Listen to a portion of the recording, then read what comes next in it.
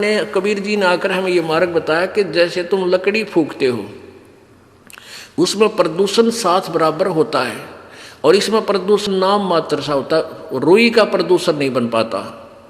घी डाले जाओ और जलाए जाओ, एक 200 ग्राम रुई से आप 10 क्विंटल 100 क्विंटल घी को सवा कर सकते हो, हवन कर सकते हो। प्रदूषण तो नाम मात्र भी नहीं है और केवल घी का लाभ हमें वायुमंडल में मिलता है। तो परमात्मा की इस तरीके को हमने अपनाया और ये हवन हम करते। केवल ये एक यज्ञ है, हमने 5 यज्ञ करनी है या 5 यज्ञ संपन्न होती हैं।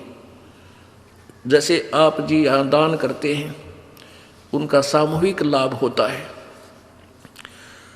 उसमें से आप पाठ भी करवाते हो, तो यहाँ जो पैसा है भंडारे में लगता है, ये धर्म यज्ञ हो रही है। ये ऊपर शेड बना रखे हैं, पंखे चल रहे, ये धर्म यज्ञ हो रही है। एक यज्ञ है धर्म की, दूसरी यज्ञ है ध्यान।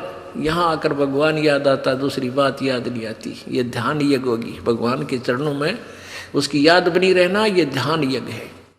और तीसरी यज्ञ हवन की। यहाँ जितने भी ये पाठ चल रहे हैं, प्रत्येक प्राणी की, प्रत्येक व्यक्ति की अलग अलग ज्योतियाँ जलाई जाती हैं। 3 दिन तक अखंड चलेंगी और 3 दिन के प्रोसीजर में पूरे समागम में लगभग 1 किलो घी एक ज्योति का सवा हो जाता है अप्रोक्सीमेटली। और फिर भी यहाँ दिन रात हवन हम अलग से भी एक ज्योति जला कर छोड़ देते हैं। घी का सवा होना ही हवन है। मंत्र हम अपने जाप सभी करते रहते हैं, वो अलग से होते रहते हैं। तो ऐसे हम दिन रात यहाँ अखंड ज्योति जलती हैं। जैसे जो पुण्यात्मा ज्योति हवन नहीं कर सकते घर पे, या और एक्स्ट्रा ज़रूरत है उनको ग्लूकोज चढ़ाने की, तो यहाँ ज्योति के लिए पैसा जमा करा देते हैं, हम उनका हवन यहाँ करते रहते, ज्योति चलती रहती। तो इस प्रकार जो केवल हवन करते हैं और इनकम्प्लीट मंत्र जाप करते हैं, उनको मोक्ष नहीं हो सकता। हाँ, वर्क डन अवश्य मिलेगा, जैसा जिसने किया वैसा लाभ मिलेगा, लेकिन हमें तो मोक्ष कराना है। वो मोक्ष होगा इस पूरे प्रोसीजर से, पूरे ट्रीटमेंट से। अब जैसे खेत में बीज दिया और खाद पानी डाला नहीं,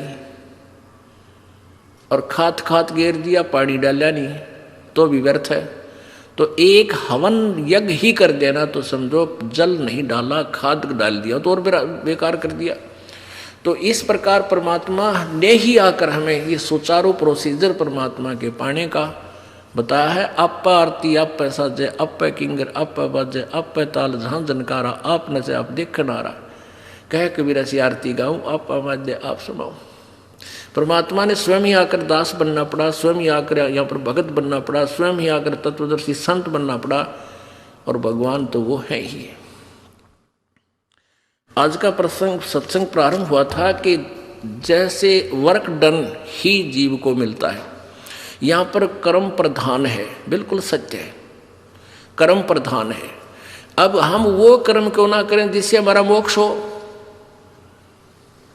हम वो कर्म करें जिससे, कर्म तो करना ही है, पेट के लिए तो कर्म सेपरेट है, लेकिन भक्ति मार्ग के जो कर्म हैं वो हम वही करें जिससे हमारा मोक्ष हो।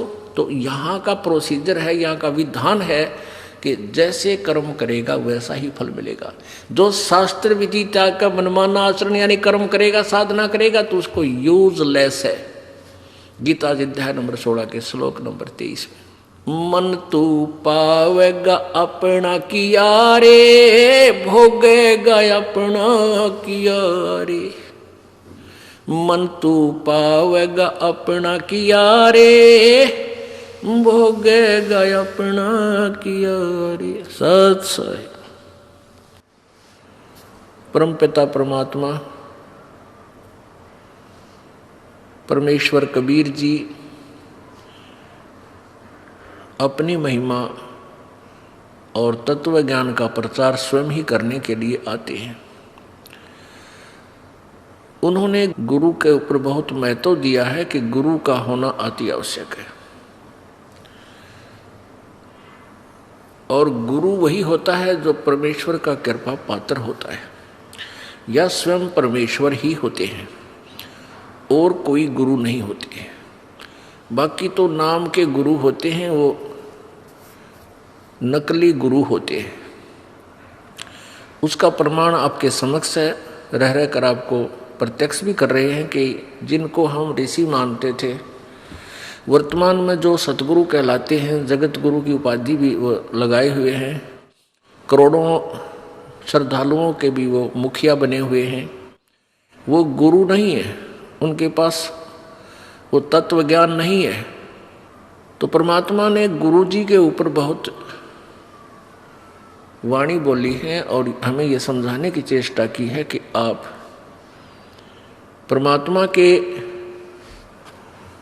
रिप्रेजेंटेटिव को, गुरु को उन्हीं के स्वरूप मानकर ही आप अपना कल्याण करा सकते हो, अन्यथा नहीं। जैसे गुरु मानुष कर जानते ते नर कहिए अंध, ओवे दुखी संसार में आग गए यम के फंद। अब गुरु जी को मानुष करके जानते हैं तो हम उतना ही लाभ प्राप्त कर सकेंगे, क्योंकि परमेश्वर स्वयं आए थे और 120 वर्ष बनारस में, काशी शहर में एक जुलाहे धानक की भूमिका करके वो परमात्मा सहशरीर चले गए, सहशरीर आए थे। तो उस समय हम उनको परमात्मा नहीं मान पाए, नहीं समझ सके, क्योंकि हमने परमात्मा का सिद्धांत, परमात्मा की जो थ्योरी सुनी थी, परिभाषा सुनी थी, वो ये सुन रखा था कि भगवान निराकार है, और कोई ये कहता है कि साकार में दुल्हा परमात्मा आया है, उसकी कोई नहीं सुनते थे। इसलिए हम परमात्मा को पहचान नहीं सके। अब इस दास को परमेश्वर ने भेजा है, कबीर जी की दया से ये दास, उन्होंने यहाँ गुरु बनाया है अपनी कृपा बख्श के। तो परमेश्वर स्वयं कहते हैं कि गुरु को मानुष नहीं जानना चाहिए, फिर आपकी इतनी ही भावना बनी रहेगी।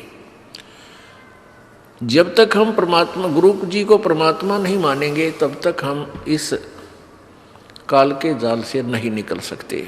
ये हार्ड एंड फास्ट रूल है। उदाहरण है कि जैसे एक गणित में ऋण का एक प्रश्न होता है, उसमें मूलधन ज्ञात करना होता है, उसमें मूलधन ज्ञात करना होता है। उसके लिए सपोज करना होता है कि मान लीजिए मूलधन 100 रुपये, वो मूलधन 100 रुपये सपोज करना पड़ता है, मानना पड़ता है। उससे फिर वो वास्तविक मूलधन जो लाखों और करोड़ों की संख्या में होता है, वो प्राप्त हो जाता है। मूलधन 100 रुपये मानकर हम उस वास्तविक ओरिजिनल मूलधन को प्राप्त कर सकते हैं, अर्थात अपनी प्रॉब्लम सोल्व कर सकते हैं, प्रश्न हल कर सकते हैं। इसी प्रकार आप जी ने गुरुदेव को भगवान मानकर चलना होगा, क्योंकि जैसा भी आप यहाँ रिहर्सल कर रहे हो, जैसा भी व्यवहार, जैसी भी सोच आपकी इस दास के प्रति है, वो आपकी सोच आखिरी तक बनी रहेगी। जब आप संसार त्याग कर जाओगे, आगे परमात्मा त्रिकुटी के ऊपर आपको इस दास के रूप में मिलेगा,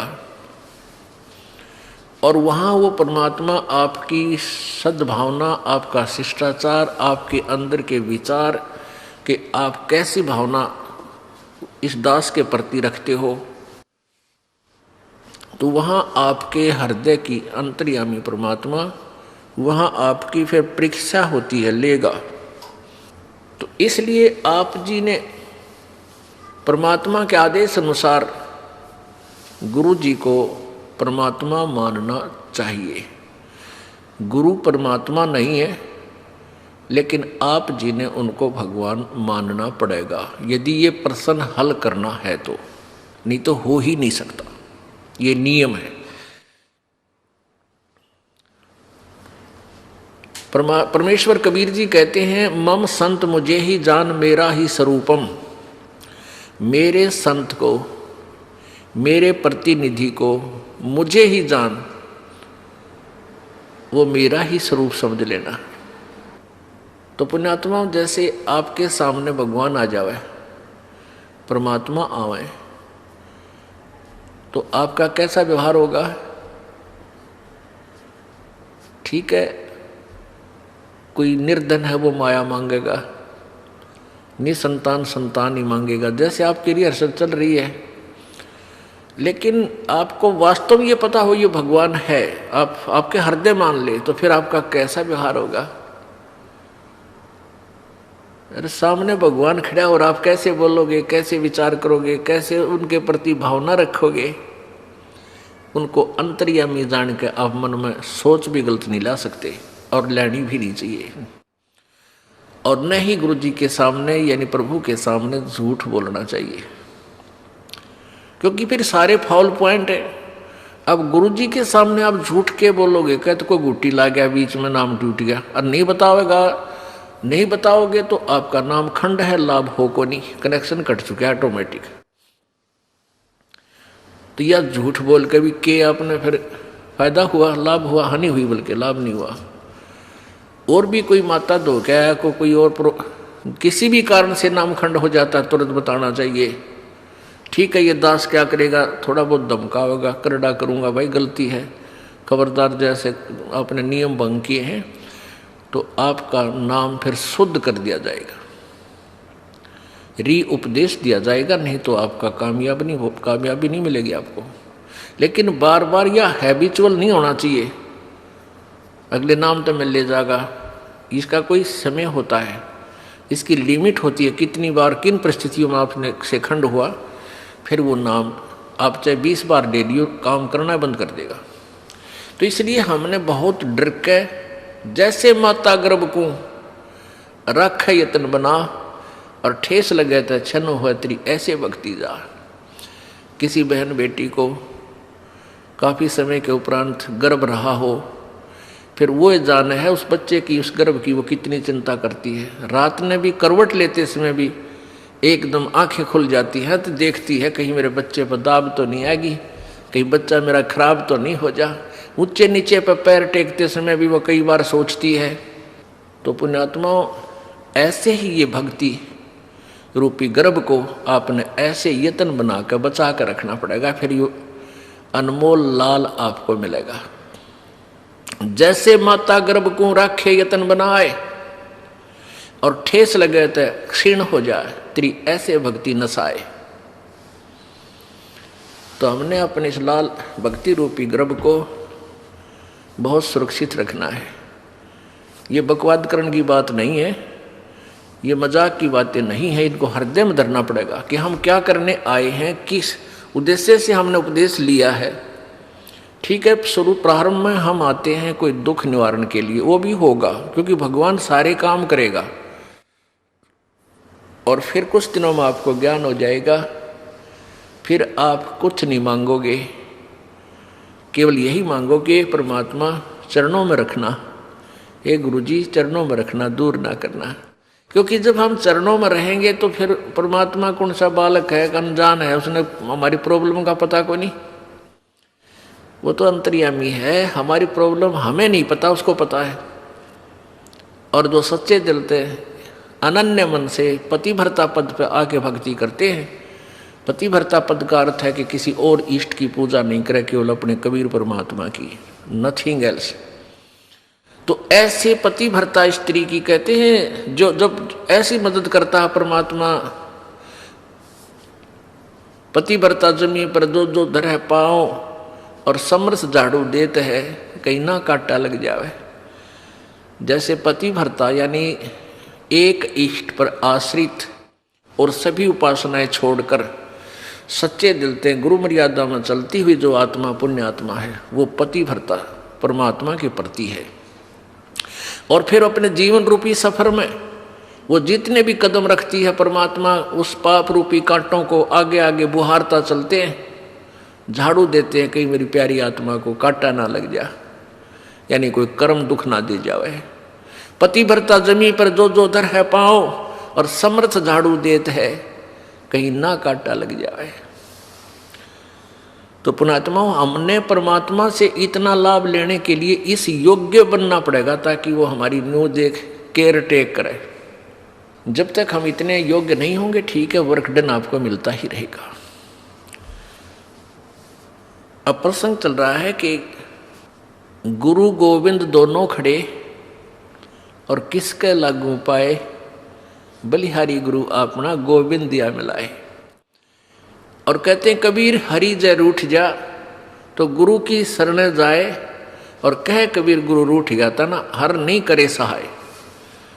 अब जैसे जिस प्राणी के पुण्य अक्षीण हो जाते हैं, जब तक पुण्य रहते हैं तब तक तो प्रत्येक प्राणी सुखी नजर आता है।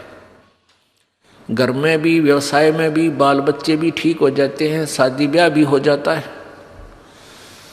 और फिर जब पाप कर्मों का दौर प्रारंभ होता है, क्योंकि ये मिश्रण कर रखा है काल भगवान ने, हमारा प्रारब्ध बना रखा है, तो हमारे संचित पुण्य और पापों में से जो डिपॉजिट हैं जन्म जन्मांतर के, उनमें से एवरेज रेशो से निकाल के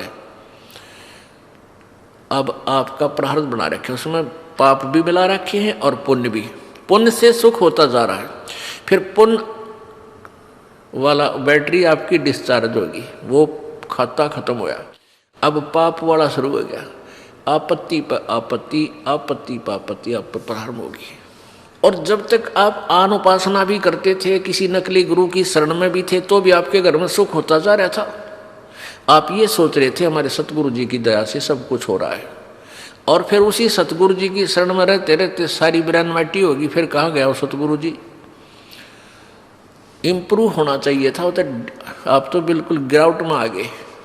तो पुण्य समाप्त हो गए, पाप शुरू हो गए। जब इंसान कोई गधा दुखी हो जाता है तो वो क्या कहता है, भाई मेरा राम रूस गया, मेरा भगवान रुष्ट हो गया, मेरा भगवान रूस गया, मेरे ऊपर आपत्तियां आ गई। और जो सुखी नजर आता है उसको आम आदमी का आग्रह, इस पर भगवान राजी हो रहा है, इसका परमात्मा राजी है, इसके घड़े अच्छे कर्म हैं। तो परमेश्वर क्या बताना चाहते हैं कि जैसे आपके पुण्य समाप्त हो गए, अब जैसे कोई व्यक्ति एक नल पर से घड़ा भर ले गया पानी का, और कहीं दूर जाकर के कार्य कर रहा है, खेत में या मजदूरी, किसान का काम या जैसा भी, या अपने घर पे ले आया, जब तक वो जल है उस घड़े में तो कोई प्रॉब्लम नहीं। और जब घड़े का जल समाप्त हो जाता, समस्या आ जाती है और प्यासे मर जाते हैं, तो कहाँ जाते हैं, फिर हैंडपंप के पास जाते हैं और उसकी करके पूजा यानी सेवा करके हैंडपंप से फिर भर लेते हैं। तो यहाँ परमात्मा कहते हैं कि जैसे वो जल है वो तो मान लो भगवान, क्योंकि जल से प्यास बुझी, आनंद हुआ, सुख हुआ। और नल का समझ लो गुरु, क्योंकि गुरु बिना भगवान मिला को नहीं, ये नियम है। तो हैंडपंप ने तो गुरु मानो और मटके के जल को भगवान मान लो, वो आपके पुण्य है। तो आपके जब पुण्य समाप्त हो गए, आपके मटके का जल समाप्त हो गया, तो कहाँ जाओगे, हैंडपंप के पास जाओ, उसकी सेवा करो, मोमेंट दो उस हथली को और फिर भर ले आओ। और जो हैंडपंप खराब कर दिया आपने, फिर जल ना मिला आपको।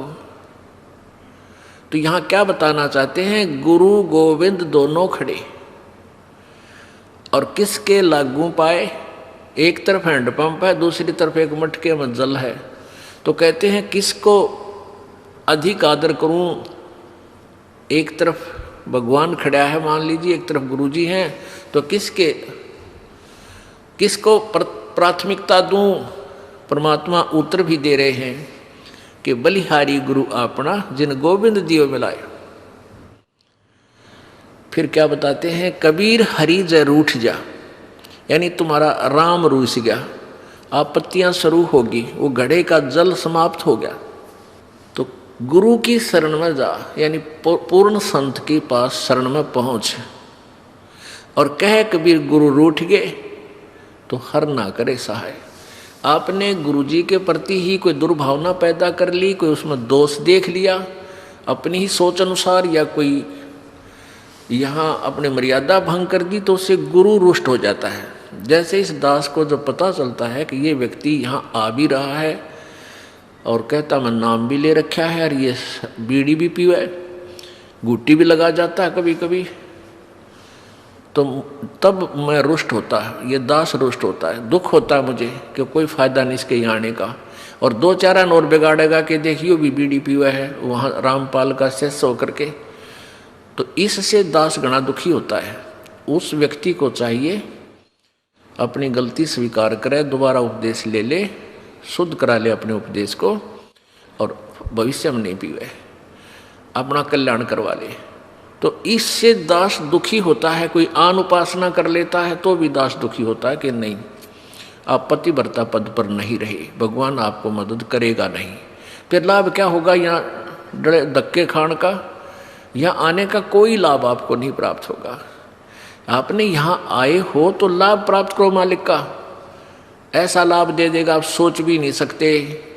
आप चक्कर में पड़ जाओगे, क्या परमात्मा सचमुच ऐसे सुख दिया करता है? सुना करते थे, लेकिन आप यहाँ देखा करोगे, आप यहाँ महसूस करोगे। तो क्या बताते हैं? जय इब के सतगुरु मिले, सब दुख आँखों रो, चरणों ऊपर शीस धरूं, कहूँ जो कैडी हो।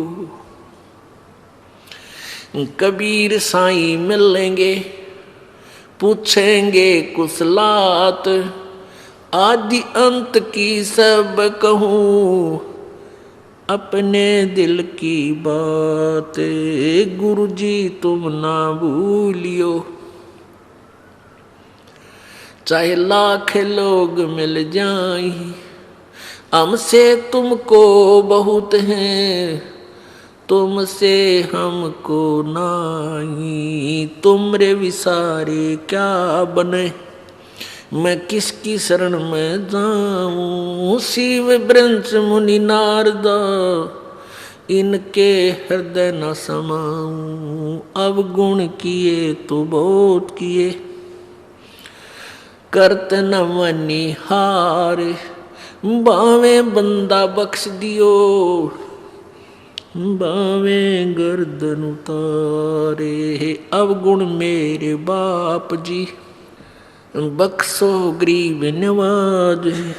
जो मैं पूत कपूत हूँ, बहुर पिता को लाजे। मैं अपराधी जन्म का, नख सिक भरे विकार।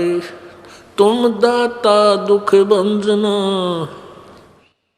मेरी करो संभाल। राम कृष्ण से कौन बड़ो, उन्हों भी गुरु कीने। 3 लोक के वे धनी, गुरु अग अधीन। परमपिता परमात्मा कहते हैं कि तुम राम कृष्ण को तो बहुत शक्तिशाली सुप्रीम परमात्मा मानते हो, इनसे बड़ा तुम किसी को नहीं मानते लोक वेद के आधार पर। उसी उद्देश्य से परमात्मा समझाना चाहते हैं उन्हीं को उदाहरण दे करके कि तुम्हारी दृष्टि में राम कृष्ण जी से कोई बड़ा नहीं।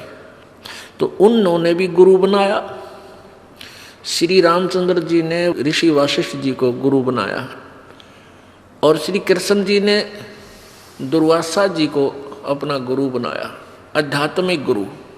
संदीपनी ऋषि उनके केवल अक्षर ज्ञान कराने वाले गुरु थे, जैसे शिक्षक होते पढ़ाया करें, और आध्यात्मिक गुरु दुर्वासा जी थे।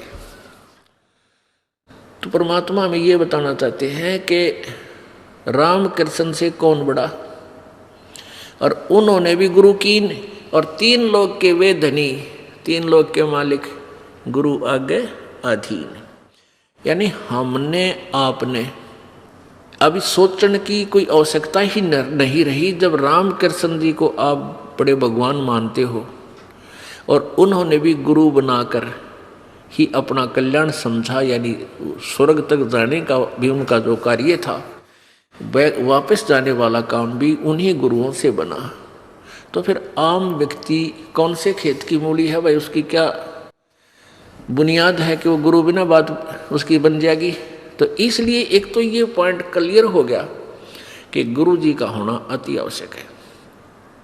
फिर परमात्मा कहते हैं गुरु जी अब तुम क्या करते हो, राधे राधे श्याम मिला दे, हरे कृष्ण हरे राम हरे कृष्ण। कहते हैं 3 लोक सब राम जपत हैं और जान मुक्ति को धाम। और श्री रामचंद्र जी ने वशिष्ठ गुरु किया, उन्होंने दिया उनको ओम नाम। बता ले भाई, कर ले के करे। अब हम तो राम राम जपें, श्री रामचंद्र जी को सुप्रीम पावर मान के, और श्री रामचंद्र जी वशिष्ठ जी के पास जब गुरु बनाने गए, उन्होंने वशिष्ठ जी ने श्री रामचंद्र जी को ओम नाम दिया था जाप करने का। बता भाई, हम कहाँ खड़े कर रखे थे नकली गुरुओं ने। अब वो जिस नाम राम माना वो तो ओम का नाम जाप करे, हम राम नाम करें। जैसे कोई व्यक्ति तो लड्डू खावे राम, क्या खावे डले, कोई बात हुई या? यानी वही जैसे कोई काजू खावे बादाम खा रहा है और हम खाओ बादाम का छिलका। यानी राम शब्द जो है उसके अंदर गुप्त है वो मंत्र आम व्यक्ति नहीं कह सकता कि तू यो मंत्र जाप कर ले, फिर वो उसका गुरु बन गया। अगर किसी ने किसी को थोड़ा सा भी गुरु रूप में गाइड कर दिया तो वो ओरिजिनल गुरु से कटकर वो ऑटोमेटिक सिस्टम है कि वो गुरु बन गया। अब दोनों चौड़ चपट उसके ऊपर उसका बाहर आ गया। तो ऐसे ये गुप्त मंत्र रखे जाते हैं, ये सीधे नहीं कहे जाते कि हमारे गुरुजी ये नाम देते हैं ऐसे जाप कर लो या ऐसा कर लो, नहीं। इतना कह सकते हैं भाई राम नाम भज लो, राम नाम जपया करो, राम नाम ले भाई, राम नाम ले। अब वो राम का नाम अन्य है, जैसे बादाम का छिलका ऊपर कुछ है अंदर गिरी नारी है, ऐसे ही ये नाम गुप्त होते हैं। कोई जैसे महर्षि वाल्मीकि जी को नाम दिया था, अब वो कहते हैं वो राम राम करे था, राम राम नहीं करे थे वह, वो तो ओम नाम का जाप जपया करते। राम तो वैसे जैसे हम सच्चाई बोलते हैं ना, ये हमारा मंत्र नहीं है। ऐसे ही राम कोई शब्द मंत्र नहीं है किसी ऋषि का, वो तो ओम से शुरू होते हैं।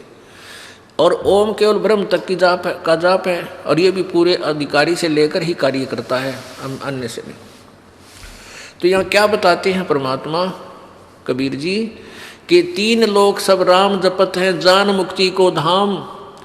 और श्री रामचंद्र ने वशिष्ठ गुरु किए, उन्होंने दिया ओम नाम। अब रामचंद्र जी तो ओम नाम जप पर तुम राम राम जपो। वाह भाई वाह, किसे पे चढ़ा रखे थे हम। अब क्या बताते हैं परमात्मा, रे बोली सी दुनिया सतगुरु बिन कैसे सरिया, रे बोली सी दुनिया सतगुरु बिन कैसे सरिया। अब हम कहाँ ला छोड़े भक्ति, इन नालायक अनजान गुरुओं ने, नीम हकीमों ने। अपने लला के बाल उतरवावे देख के चीना लग जइया, अपने लला के बाल उतरवावे देख के चीना लग जइया। एक बकरी का बच्चा लेके उसका गला कटैया, रे भोड़ी सी दुनिया गुरु बिन कैसे सरिया। जैसे पहले हम डले डोया करते, ये आन उपासना करते थे, शास्त्र विरुद्ध साधना करते थे, तो क्या करते हैं, गुड़गामा वाली माता के ऊपर बकरे भेंट चढ़ाए जाते हैं। अब तो प्रोसीजर थोड़ा बदल दिया है, पहले तो कटवाया करते वहां जाके। अब वहां क्या करते हैं कि कोई बालक बीमार हो गया या उसकी कुशल के लिए क्या करते थे, माता हे माता तेरा एक बकरा बोल दिया, तेरे भेंट चढ़ाऊंगी। वह बुढ़िया बोल दिया करती अपने पोते पोती की खैर के लिए। और फिर जैसे ये बच्चे के जो प्रथम बाल होते हैं, इनको क्या करा करते, पहले अपने इष्ट धाम पर चढ़ा आया करते। तो परमात्मा क्या कहते हैं, हम कैसे मूर्ख बना रखे थे इन नकली संतों ने। वह बुढ़िया यानी दादी अपनी पुत्र वधू को और उस पोती या पोते को जो नवजात शिशु होता है उसको लेकर गुड़गांव में वाली पर जाकर माता पर जाती है, और वहाँ जाकर नाई होता है। ये वहम बाढ़ रखे हमारे कि भ्रमणा पैदा कर रखी है कि पहले बाल जो है अपने इष्ट दाम पर चढ़ा का आवे, नहीं तो बालक का उक चुक हो जाए। तो ऐसे लेकर चली जाती है कहाँ, माता के ऊपर, और वहाँ नाई बैठा होता है। उसको कहती है भाई नाई के मेरे पोते के बाल काट दे, मेरे लल्ला के बाल काट, और धीरे धीरे काटना, देख रहे कदे कैंची लाग जाए इसके कच्चा सर से। अब बुढ़िया कहती है उस नाई को कि भाई ध्यान से काटिए बाल मेरे बच्चे पोते के, कैंची ना लग जाए इसके कि दर्द पीड़ा हो जा। कहते अपने लल्ला की तो इतनी चिंता तेरा कैंची का भी दर्द थोड़ी चुभ ना जा, और एक बकरी का लल्ला लेके और उसका गला कटवा दिया। अरे तेरा गजब भैया, एक बकरी का बच्चा लेके उसका गला कटवा दिया, माता तेरा बैठ चढ़ा दिया। इन मूर्खा ने न्यू मूर्ख बना रखे थे। अच्छा वह माता ये बकरे खावेगी, वह तो डायन होगी, फिर वह तो डायन होगी। माता तो काजू खावे, किशमिश खावे, सेब संतरे खावे, हलवा बनवा ले, पूरी बनवा ले रहे बूढ़े आदमी हो, और वह माता बैठी है बड़ा कुत्ते मुत्ते। अब परमात्मा क्या कहते हैं, रे बोली सी दुनिया सतगुर बिन कैसे सरिया, अपने लला के बाल उतरवावे देख के चीना लग जिया, और एक बकरी का बच्चा लेके उसका गला कटिया। अब वो क्या करते हैं, वहाँ बाल कटवा लिए, इतने बाल ले लेंगे उसमें से बाल, और लेके अंदर मंदिर में चढ़ाओगे जाकर अच्छी तरह, मतलब श्रद्धा से। वो पुजारी क्या करता उनको उठा के और कट्टे में भर दे, सारे ने ठा के कट्टे ठोक दे, कट्टा ये बोरी, और फिर शाम ने कुरडियां पे गिर दे ठा के जहाँ गंद पड़ा हुआ, और वो कौन सा बैंक में जमा करा होगा उन बाड़ा उसने बाहर फेंकने ठा के। तो आप क्यों ना अपने काट के कितने गिर दे उन्हें, इन बालों के चक्कर में पड़ के मेरा ने कितनी समस्या पैदा कर रखी है। अब क्या है कि हमने देखे जगह जगह ये थान बना रखे हैं, स्थान एक 3x4 का चबूतरा बना देंगे, थोड़ा सा 1-1.5 फुट ऊंचा, और उसके सेंटर में बनाओगे ऐसा बढ़िया महल पित्तर का, 5-4 ईंट खड़ी, एक आधी बराबर में 2 पाछे, आगे कोई कवाड़ नहीं उसका, खुल्लम खुला। और फिर उसने माता मानने या पित्तर का थान बनाते हैं कि यहाँ हमारा पित्तर रहता है। किसी बच्चा ने खेल बना रखा था हमने, वो पित्तर 6 फुट का था, ईब उसी इतनी आड़ी में क्यों कर पड़ेगा भाई। तो सोच कदे बुद्धि में ना यह बात है। तो परमात्मा हमें ये याद दिलाना चाहते हैं, तुम ईब क्योंकि हम सियाणे होगी मासी आवा हमने, और पहले इनू तुचकारा कर दे, डरते कदे कि सेध जाए इसमें नुकसान कर दे हो, और उस पर कुत्ते मुत्ते ने भी समझ बना यू सेकंड टांग तोड़ दे हो जाए इसमें कि मैं होता शक्तिशाली होता ये।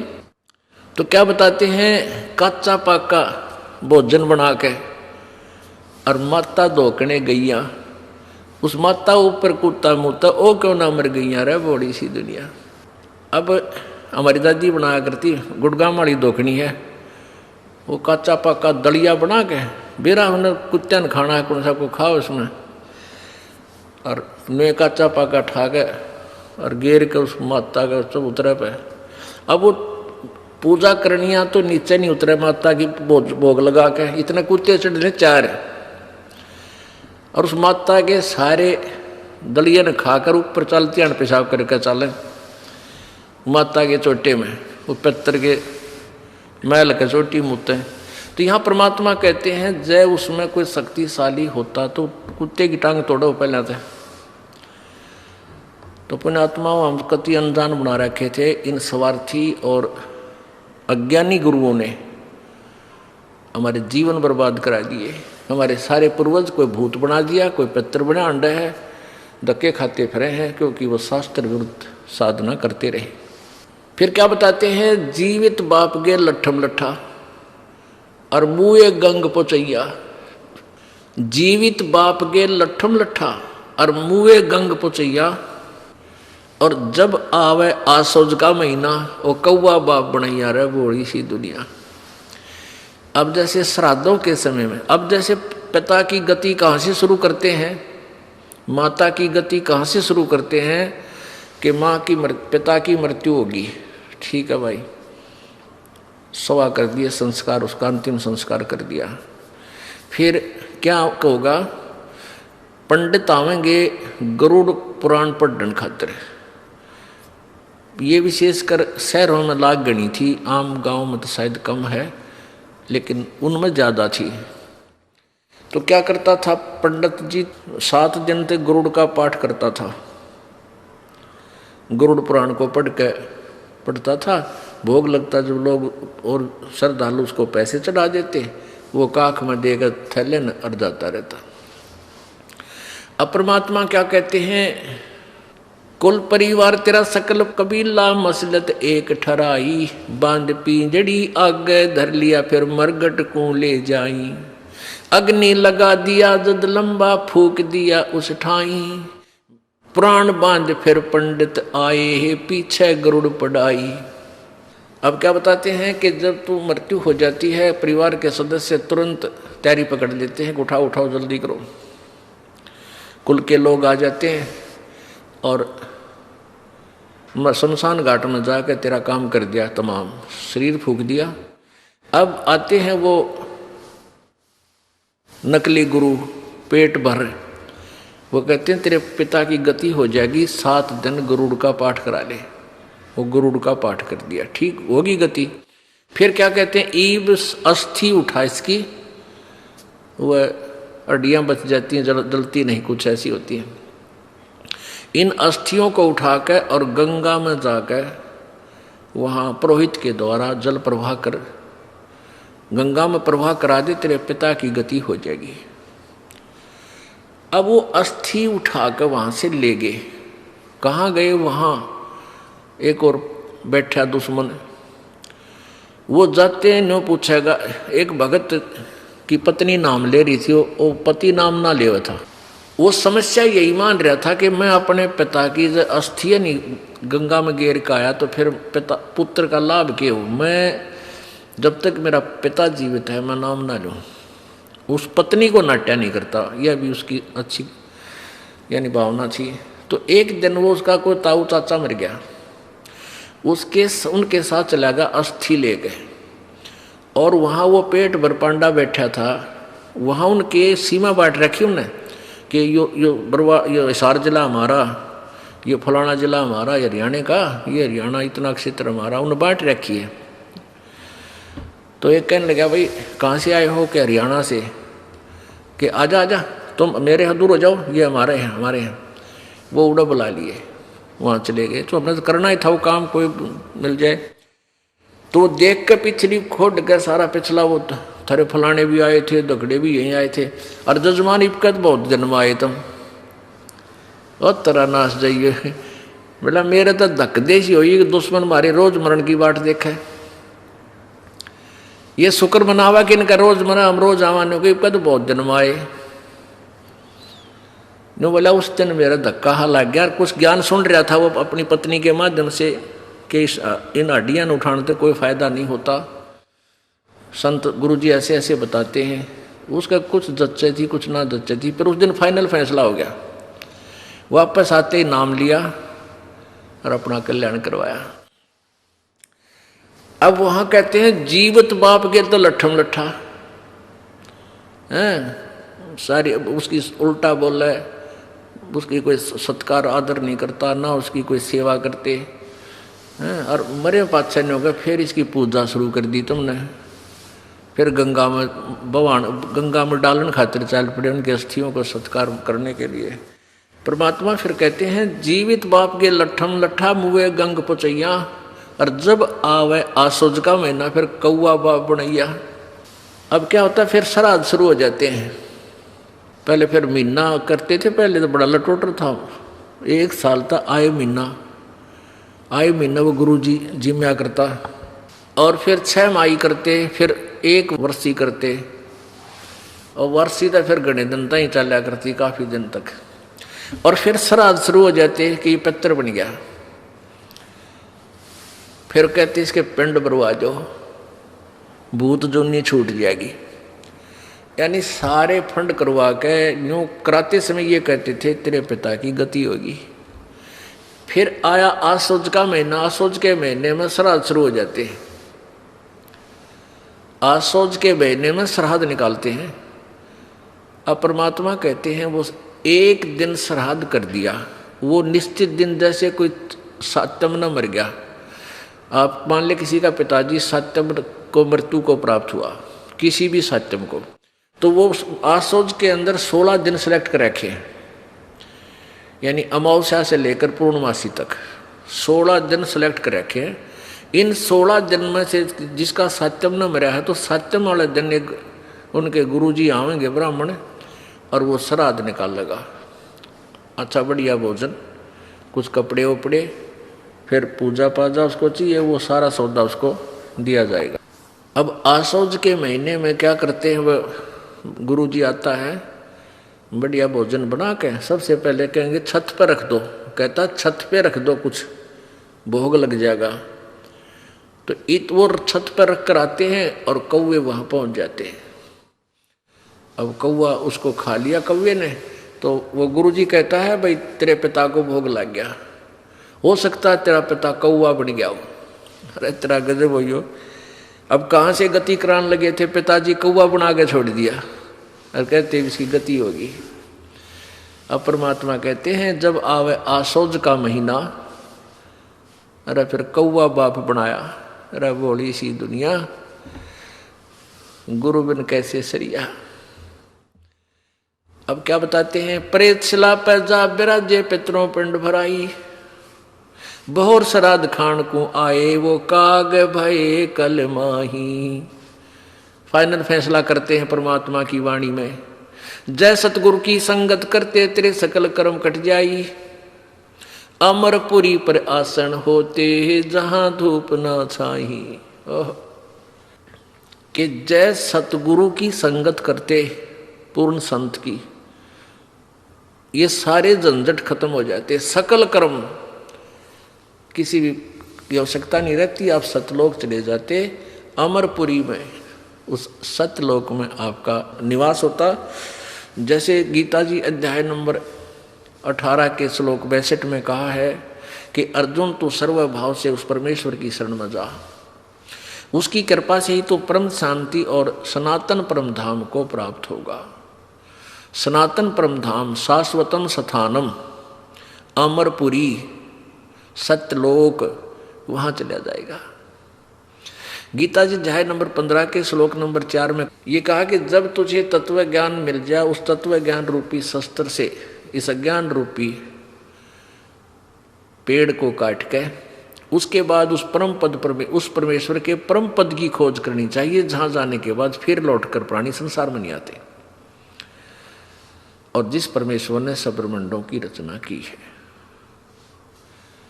और मैं उसी की शरण हूं। गीता ज्ञानदाता भी कहता है मैं भी उसी की शरण में हूं, उसी वही पूजा के योग्य है, उसी की पूजा कीजिए। अपने आत्माओं, अब ये श्राद्धों की बीमारी कहाँ से लगी? पुराणों से। अपने आत्माओं, ग्रंथ ग्रंथ में भेद है। जैसे वेद और गीता जी, पवित्र चारों वेद, पवित्र गीता जी, ये प्रभु द्वारा दिया गया ज्ञान है, ब्रह्म द्वारा, यानी ब्रह्म को दिया था परमात्मा कबीर जी ने, और ब्रह्म ने फिर दिया है यहाँ आपने ज्ञान दिया है यहाँ ब्रह्मांड में। तो ये जो ज्ञान है वेदों का और गीता जी का, ये विधान है प्रभु का। और जो पुराण है वो किसी ऋषि या आन देवता की अपनी सोच, अपनी थ्योरी, अपना विधान है, उसकी आज्ञा है। तो पुण्यात्माओं, हमने इन पुराणों में लिखे विधान को नहीं स्वीकार करना है। जैसे आपको उदाहरण देते हैं कि जैसे एक व्यक्ति का दरोगा सोचो मित्र था, और उस व्यक्ति ने अपने मित्र से कहा कि मेरा पड़ोसी बहुत दुखी कर रहा है, कुछ इसका विकल्प बताओ। एसएचओ ने कह दिया कि मार उसका लठ, मैं आप देख लूँगा। अब उस व्यक्ति ने एसएचओ की आज्ञा का पालन करके राजा का विधान तोड़ दिया, उस पड़ोसी का लठ मार दिया, उसकी मृत्यु होगी। और उसको भी पहले सजाए मौत ही देते थे, सजा मौत होगी, उसको भी फांसी दे दी गई। अब कारण क्या था कि राजा का विधान है कोई किसी की हत्या करेगा उसको सजा मौत दी जाएगी, और उस व्यक्ति ने अपने मित्र अधिकारी असच्चों की बात मान ली, मार उसका लठ, तो विधान टूट गया राजा का, तो सजा का पात्र हुआ। तो इसी प्रकार हम वेदों और गीता जी के अनुसार साधना ना करके हम पुराणों से यदि कोई साधना कर रहे हैं, हम परमात्मा का विधान तोड़ रहे हैं। उससे हम फिर सजा के पात्र बनते हैं, भूत बनते हैं, पितृ बनते हैं, पशु बनते हैं, पक्षी बनते हैं। ऐसा हमने नहीं करना चाहिए। आपको प्रमाण देते हैं। एक रुचि नाम के ऋषि थे, उसने शादी भी नहीं करवाई थी, वेदों को पढ़ा जाना, तो वो साधना करते थे। 40 वर्ष की उम्र हो गई थी, 40-45 वर्ष के प्रौढ़ हो गए थे।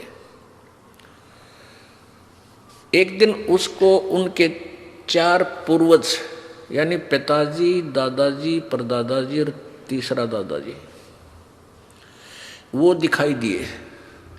उन्होंने कहा, बेटा रुचि, तूने शादी क्यों नहीं कराई? आप शादी कराओ, हमारे सरहद निकालो। तो रुचि कहता है, पितृमहो, वेद में ये कर्म कांड श्राद्ध आदि निकालना तो मूर्खों का मार्ग बताया है, अविद्या कही है। फिर आप मुझे क्यों इस शास्त्र विरुद्ध साधना में लगाना चाहते हो? पितर भी स्वीकार करते हैं कि हाँ बेटा, ये तो सही है कि वेद में इस कर्म कांड को अविद्या ही कहा है। फिर भी कहते हैं ऐसा है वैसा है। उसको मूर्ख बनाने के लिए अपनी वह तिगड़मबाजी लगा के उस प्यारी आत्मा को भी डरा धमका के और अपने साथ नरक में डाल लिया। अब जब खुद कह रहे हैं कि वेद में सही लिखा है कि ये तो है मूर्खा की पूजा, और फिर कहते ना बेटा तो ये तो करना ही पड़ेगा, या कोई बात हुई? अब देखिएगा मार्कंडेय पुराण, इसमें आपको दिखाते हैं रुचि ऋषि की कथा। ये मार्कंडेय पुराण है, मार्कंडेय पुराण, सचित्र मोटा टाइप, केवल हिंदी, संक्षिप्त, गीता प्रेस गोरखपुर से प्रकाशित है। गीता प्रेस गोरखपुर जो है हिंदू समाज के लिए ISI मार्क है। मार्कंडेय पुराण सब गीता प्रेस गोरखपुर से प्रकाशित है। प्रकाशक हैं एवं मुद्रक गीता प्रेस गोरखपुर, गोविंद भवन कार्यालय, कोलकाता का संस्थान। इसके 243 पृष्ठ पे 42 पे आपको दिखाते हैं। पृष्ठ नंबर 242, संक्षिप्त मार्कंडेय पुराण, रोच्य मुनि की कथा, रोच्य मुनि की उत्पत्ति कथा। मार्कंडेय जी कहते हैं, ब्रह्मन पूर्व काल की बात है, प्रजापति रुचि ममता और अहंकार से रहित इस पृथ्वी पर विचरते थे। उन्हें किसी से भय नहीं था, वे बहुत कम सोते थे। उन्होंने न तो अग्नि की स्थापना की थी, उन्हें अपने लिए घर ही बना रखा था। वे एक बार भोजन करते और बिना आश्रम के ही रहते थे। उन्हें सब प्रकार की आसक्ति से रहित एवं मुनिवर्ती से रहते देख उनके पितरों ने उनसे कहा। पितर बोले, बेटा विवाह स्वर्ग और अपवर्ग का हेतु होने के कारण एक पुण्यमय कार्य है, उसे तुमने क्यों नहीं किया? गृहस्थ पुरुष समस्त देवताओं, पितरों, ऋषियों और अतिथियों की पूजा करके पुण्यमय लोकों को प्राप्त करता है। मोक्ष नहीं, पुण्यमय लोकों को प्राप्त करता है। वह सभा के उच्चारण से देवताओं को, शब्दा शब्द से पितरों को तथा अन्नदान, बलि, वैश्वदेव आदि से भूत आदि प्राणियों एवं अतिथियों को उनका भाग समर्पित करता है। पितृ पूजा, भूत पूजा ये कर्म कांड है। बेटा हम ऐसा मानते हैं, गृहस्थ आश्रम को स्वीकार न करने पर तुम्हें इस जीवन में क्लेश पर क्लेश उठाने पड़ेंगे तथा मृत्यु के बाद और दूसरे जन्म में भी क्लेश ही भोगने पड़ेंगे। रुचि ने कहा, पितरगण ये देखो ये सारे भूत इकट्ठे हो रहे, ये देखो, ये रुचि ऋषि खड़ा है नीचे और ये ऊपर चारों भूत इकट्ठे हो गए इसको दिखिए। अब न्यो पितार दादार परदादार चौथा दादा दिख जा, कलदा बैठ जा आदमी का है, तेरे भूता ने नो डगमग कर रखे हम। तो ऐसे फिर कुछ श्रद्धा बन जाती है। जो ना बेरा एक कुएं में गिर गया, कोई दरिया में बह रहा है मान लिया आपका पिताजी, तो आप उसको गेल छलांग लगा के क्या उसको बचा सकते हो? नहीं। उसको निकालने का तरीका कोई रस्सी फेंक दे और कहे इसको पकड़ लो, तुम भी बाहर आ जाओ। और अब ये तो दरिया में डूब चुके थे, अपने बच्चे को कह रहे तू भी आ जा हमारे साथ, यहीं आ जा, यानी ये कर्म कर और मर कुएं में पड़ गए। अब देखो, रुचि ने कहा पितृगण परिग्रह मात्र ही प्रयत्न दुख एवं पाप का कारण होता है तथा उससे मनुष्य की अधोगति होती है। यही सोचकर मैंने पहले स्त्री संग्रह नहीं किया। मन और इंद्रियों को नियंत्रण में रखकर जो ये आत्म संयम किया जाता है वह भी परिग्रह करने पर मोक्ष का साधक नहीं होता। ममता रूप कीचड़ में सना हुआ होने पर भी यह आत्मा जो परिग्रह शून्य परिचित जल से प्रतिदिन धोआ जाता है वह श्रेष्ठ प्रयत्न है। पितर बोले बेटा, जितेंद्रिय होकर आत्मा का परीक्षण करना उचित है, किंतु तुम जिस मार्ग पर चल रहे हो वो मोक्ष मार्ग है। तरह से बोलियो, अब वो पितर राजी नहीं उसके मोक्ष होने में, नहीं होगा तुम जो मार्ग से जाओ तो मोक्ष मार्ग है, तो पितर बने, मारा की तरह भूत बन जा। ये देखो, पितर बोले बेटा, जितेंद्रिय होकर के आत्मा का प्रक्षाकलन करना उचित है, किंतु तुम जिस पर चल रहे हो वो मोक्ष मार्ग है। पूर्व जन्म में किया हुआ मानव का शुभ अशुभ कर्म सुख दुख में भोगों के रूप में प्रतिदिन भोगने पर ही क्षीण होता, जिसा इन्हें ज्ञान था। आगे देखो, रुचि ने पूछा पितामहो, वेद में कर्म मार्ग को अविद्या कहा गया है, फिर क्यों आप लोग मुझे उस मार्ग में लगाते हो? पितर बोले यह सत्य है कि कर्म को अविद्या ही कहा गया है, इसमें तनिक भी मिथ्या नहीं। फिर के टट्टू रह गया, फिर के रह गया पितरो, ये मरवा दिया, बोला आदमी और गेल ला लिया। फिर कहें ऐसा है ना भाई, यूँ कर दे, पितर ऐसा दे देते हैं, पितर आशीर्वाद दे देते हैं। पितर इतना तो कर दे मैं इसका थन खराब कर दे, लेकिन ठीक नहीं कर सकते। ठीक तो परमात्मा ही करेगा आशीर्वाद दे के उसके नाम तक। तो अब देखो, ये खुद कह रहे हैं कि इसमें कोई झूठ नहीं भाई, सैत या अविद्या, इसमें तनिक भी मिथ्या नहीं। फिर के बच गया बात पक्ष है, फिर इसको भका भकू के ला के पीछे इन्होंने बोला, ये भी कहने लगा जी मैं तो बूढ़ा हो गया, मैंने कौन लड़की देगा, 40 साल की उम्र होगी मेरी, 42-45 की। तो ये पितर बोले तू तप कर ले। उसने तप किया। फिर एक स्त्री आई अपनी लड़की ने लेकर, एक ऋषि जी आप मेरी लड़की से शादी कर लो। जब उसने शादी करी और फिर पितर वाले खड्डे में रुचि फिर पड़ गया, आप भी गिर गया। हे परमात्मा, हे बंदी छोड़। और वो पितर खुद कहे तू तो मोक्ष मार्ग पर लग गया, गलती कर दी, पितर नहीं बना, वो पितर बनवा दिया। अब पुण्यात्मा, हमने ये ज्ञान कदे सुना नहीं था, और ये तो ऋषि सत्र के ज्ञान है जो ऋषि बता रहे हैं भाई तूने ये क्यों ना करवाया, सिर आज क्यों ना काट दिया। अब पुण्यात्माओं, अब विष्णु पुराण के अंदर श्राद्धों के विषय में काफी डिटेल दी है। वो डिटेल दे कौन रहा है? कहीं तो औरव ऋषि राधा सगड़ को बता रहा है, और ये कह रहा है कि मैंने ये बात पितरों से पता लग गया था, पितरों ने ऐसे बताया। अब पितर आप तो भूत बने हुए हैं, उनके द्वारा दिए गए ज्ञान को वो उन्होंने पुराणों में लिख लिया, और उस पुराण के आधार से फिर उन्होंने आगे। अब देखिएगा, ये आपको विष्णु पुराण दिखाते हैं, श्री विष्णु पुराण, गीता प्रेस गोरखपुर से प्रकाशित। इसके कौन है अनुवादक?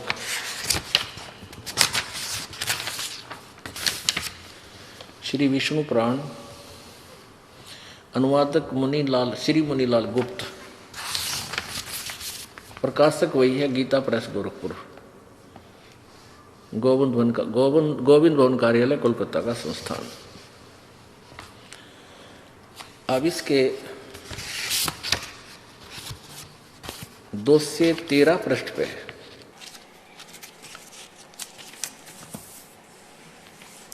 ये देखिएगा, तृतीय अंश